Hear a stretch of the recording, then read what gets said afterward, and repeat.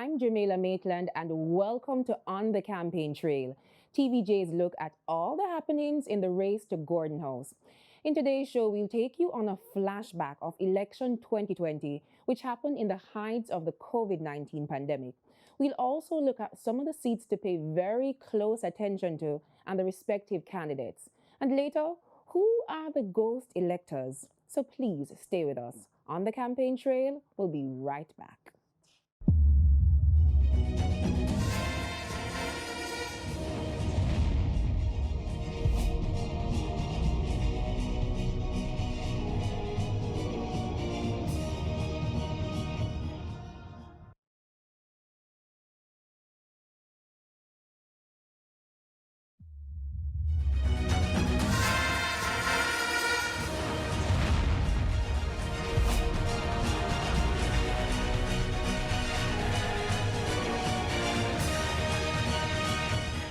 Welcome back to On the Campaign Trail. If you haven't already noticed, the country is in election mode. Throughout the length and breadth of Jamaica, political billboards and flags are up, while the two main political parties, the Jamaica Labour Party and the People's National Party, have been hosting various meetings in different parishes. The governing JLP is trying to create history by winning a third consecutive term, while the opposition, the PNP, is hoping to return to power under a new leader since Prime Minister Portia Simpson Miller. But before we delve into the issues on the campaign trail, let's take a look back at the last general election 5 years ago. Reduce your risk of viral illnesses like the flu and coronavirus. Wash your hands frequently with soap and water. Aside from the political advertisements, The flu and coronavirus can kill. Let's protect each other. Was one of the many infomercials that dominated Jamaica's airwaves in the summer of 2020. From how the general election date was announced, to campaigning and the celebrations thereafter, the 2020 election cycle was anything but ordinary. It was held nearly 6 months after the country went into a tizzy when it recorded its first COVID-19 case. With that came restrictions on how people interacted. I don't really like it. I notice me guard up and all these things. I've been preparing from before the virus was confirmed. So mask wearing, hand sanitizing, and social distancing became the new normal. Or was it?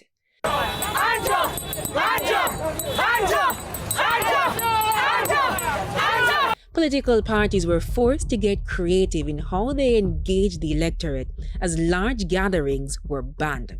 Spot meetings were made popular as they tried to limit the spread of COVID-19. Arguably, the fear of contracting the virus was seemingly spreading more than the virus itself. It was reflected in the September 3 polls.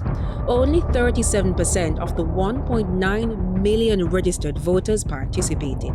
A lot of the elderly people in the Norman Gardens area, Springfield, they are afraid to come out, even with our urgings. According to the Electoral Office of Jamaica, it's the lowest voter turnout since 1983, when the People's National Party did not contest the election.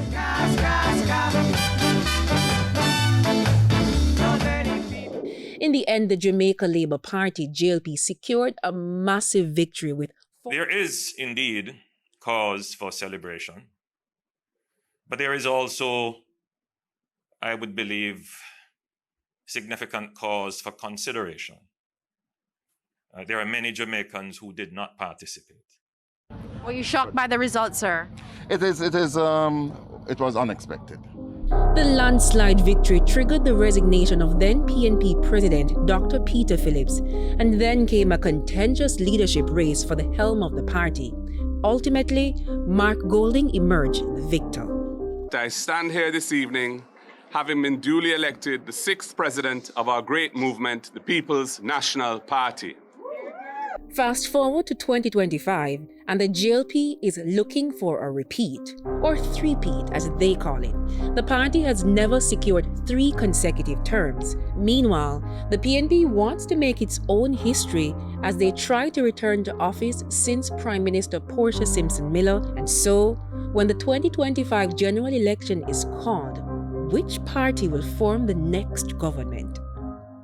But of course, we'll have to wait and see. Now, the 2020 election wasn't the only time a political party dominated the polls in such a massive way. Take a look at this.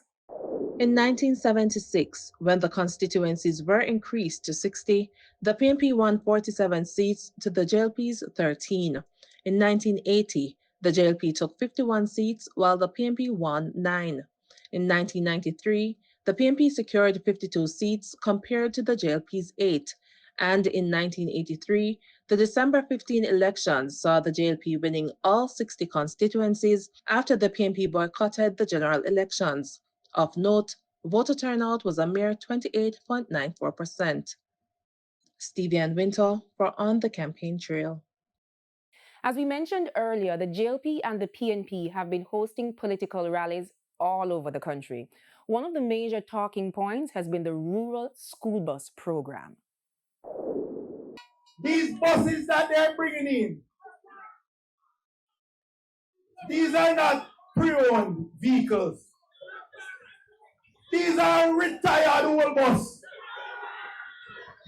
Many are over 10 to 15-year-old with hundreds of thousands of miles on the clock. I'm going to introduce a rural transportation support for up to 20,000 children initially, and we will grow it over time as resources improve. Right now it's only $7,500 get that benefit on the path. A subsidy of $2,500 a week so them can get to school and get home comfortable. Peter Bunting talking about how the bus them gonna kill off. And hear him. I wouldn't put my picnic them on that bus. His picnic them no riding at them the same thing. They are chauffeur driven in air conditioned vehicles. What they take with for? They take us a bunch of idiots. It's time for a break. We'll be right back.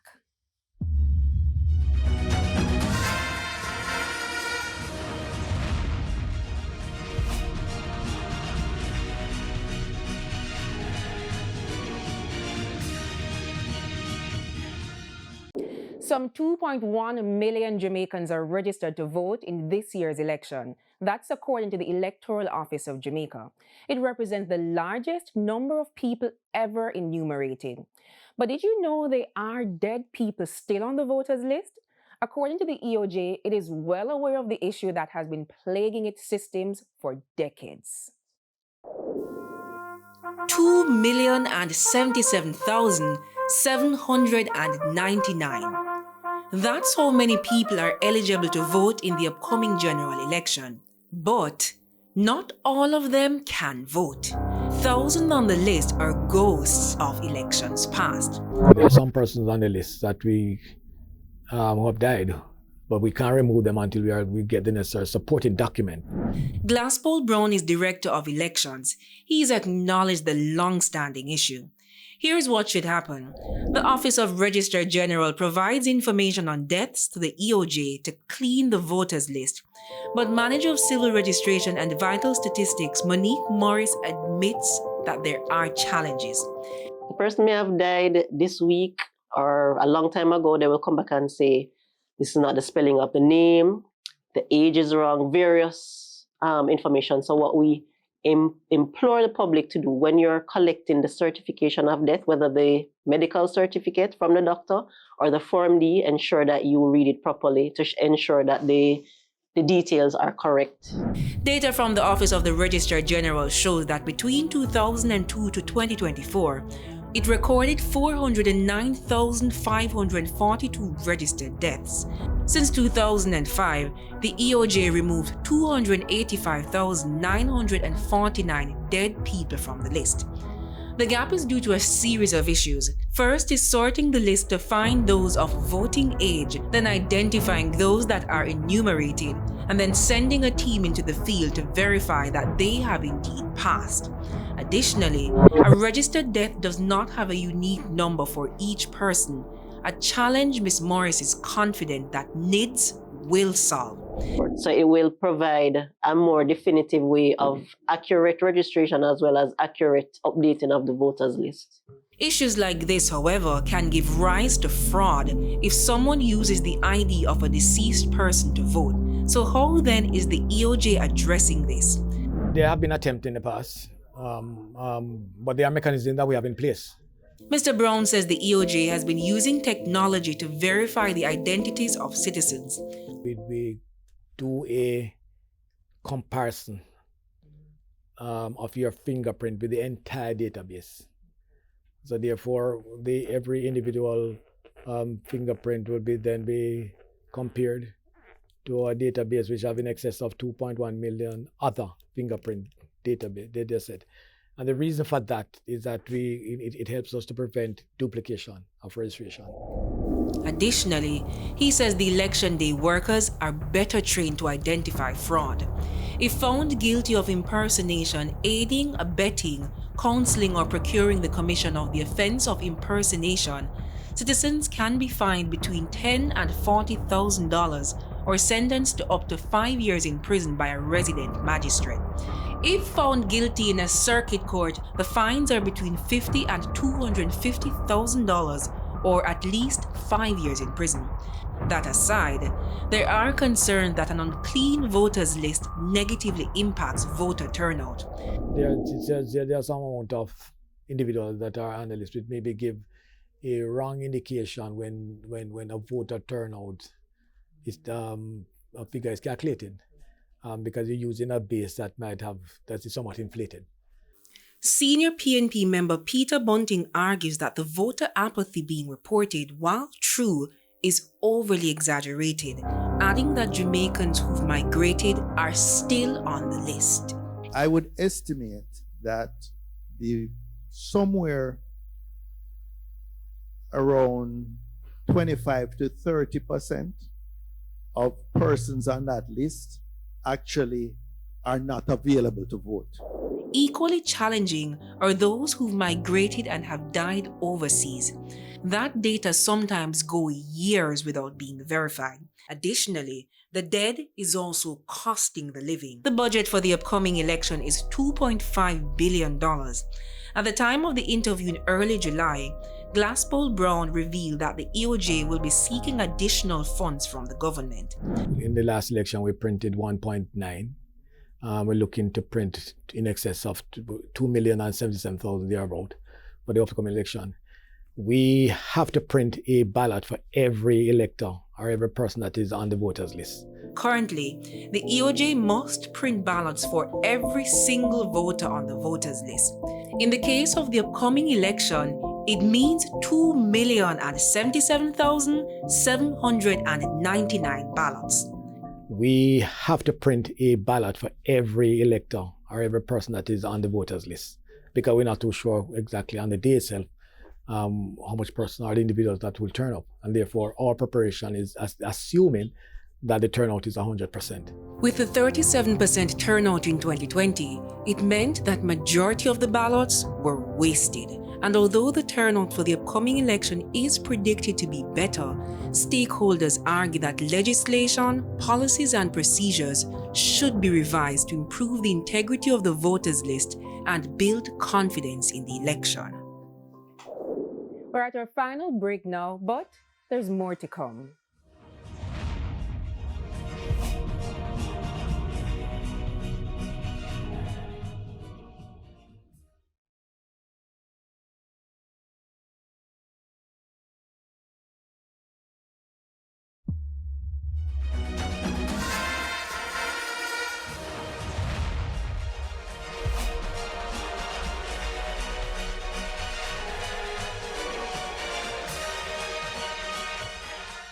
Welcome back to On the Campaign Trail. For months now, candidates have been going door to door trying to make a case for your vote. But we turn our spotlight on a dark undercurrent in our democracy, a practice as old as politics itself, vote buying. Here's Ramardo Lyons. Voter turnout in general elections in Jamaica has been on a steady decline over the years. 2011, 53.2%, 2016, 48.4%, 2020, 37.8%. In 2020, both the government and the opposition agreed that the public needed to be addressed on the importance of voting. We must, in this term, institute a strong program of civic education in our schools. I believe each political organization has to take it on as something that we separately consider. But is there a link between the dwindling number of Jamaicans inking their fingers, exercising their constitutional right, and the growing reports of politicians resorting to buying votes? I put the question to political analyst Damian Gordon. The promises of politicians can no longer sway them to vote. And even candidates with good ideas may not be sufficient to sway them to vote because they've reached a level of disinterestedness, which means that increasingly, in order to get some of them to vote, you have to provide some form of incentive. The fact that politicians are willing to comply, Mr. Gordon argues, is a sign of failure. The fact that you buy my vote, it does not mean that I am engaged. It doesn't mean that I'm enthusiastic. It doesn't mean that I hold you in high regard. I'm just thinking about the immediate and the direct material benefit of voting. So that does not address the broader issue of apathy. In an opinion piece in The Gleaner in 2020, social anthropologist Dr. Herbert Gale said 3 variables influence vote selling: economics, apathy, and age. He added that Jamaicans who expressed both parties were bad were more than twice likely to sell their votes than traditional voters. Labour rights help me. I keep my fish fry the 28th of this month because I want to put on my upstairs and then buy my 3 bag of chicken and then me a vote for. So what if the PNP had bought you the same thing? I'm just gone over to PNP. I'm not ask price. And the better party sales. If PNP come right now, I'm buying me 4 bag of chicken and that's my thing there. Some older Jamaicans say their integrity comes first. If a politician were to approach you right now, offer you money to vote for him, would you do it? My response would be hell no, sir. Because at the end of the day, we all should keep in consideration that we need to have a society built on honesty, integrity. Not amount of money. I would not switch. No, I don't sell votes. I don't want to sell my vote. On the flip side, Daniel Archer, Principal Director of the National Integrity Action, says vote buying isn't limited to giving someone cash in exchange for a vote. Our voting buying is not just to tell you to go and vote, you know. Sometimes the vote buying is to tell you to turn on your yard. Politicians use different strategies, yes? So it's highly unlikely that you're going to see any particular politician making that exchange. They'll often use brokers or persons who are close to them. Mr. Gordon says politicians sell hope, and hope is a delayed benefit. So we find that instead of waiting for the politician to do something in the future that may not materialize, more voters are now, demand immediate or direct benefit from their political representatives. Meanwhile, both political parties have denounced the act of vote buying.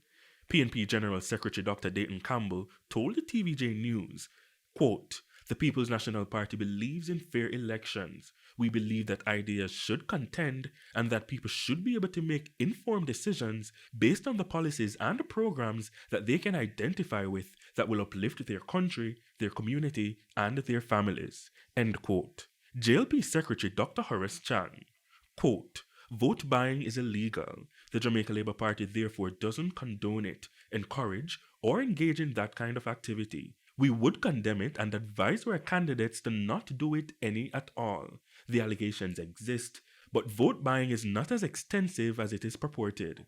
End quote.